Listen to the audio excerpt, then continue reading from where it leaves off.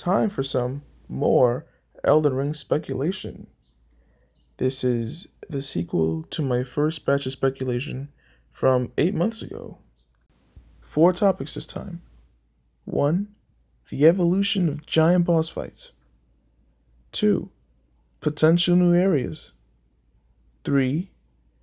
The nature of weapon requisites. 4. Yuka Kitamura's involvement. Elden Ring is an open world game, so it'll likely have many wide open spaces. So it might have more giant bosses than FromSoft's usual action games. And because Elden Ring is being designed as an evolution of the Dark Souls formula, if it has any giant bosses, they'll likely be handled and fought in ways different from previous games. Bed of Chaos, Dragon God, and High Lord Volnir are some of FromSoft's older giant bosses, and they've all been handled in various ways. I personally feel High Lord Volnir and the Curse of the Great Word will handle it in excellent ways, super fun ways that I love going back to. But who knows how FromSoft might push the envelope this time.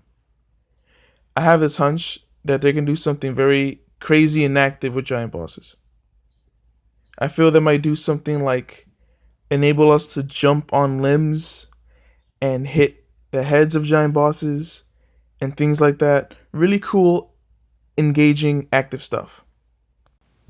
As for areas, I'm just thinking FromSoft is going to tackle one or two new geographical or conceptual themes that they haven't done in previous games. Specifically, I think they might do a desert area or some kind of wide, huge forest or jungle. And they just might get to this idea of a mystical, bewildering mansion that they seem to be very interested in over the years. Then there's weapon requisites. FromSoft has usually gotten us to raise stats to wield certain weapons. But they've been streamlining and simplifying things over the years. So I think they finally might return to a system in which you just pick up a weapon and use it. Whatever you find, anything, collect, do whatever. Such as how not Kingsfield, Shadow Tower was. I played a little bit of that. Upping stats to finally be able to wield certain tools, it's great and has such a feel to it. But just pure open, use whatever you see, there's a funness to that too.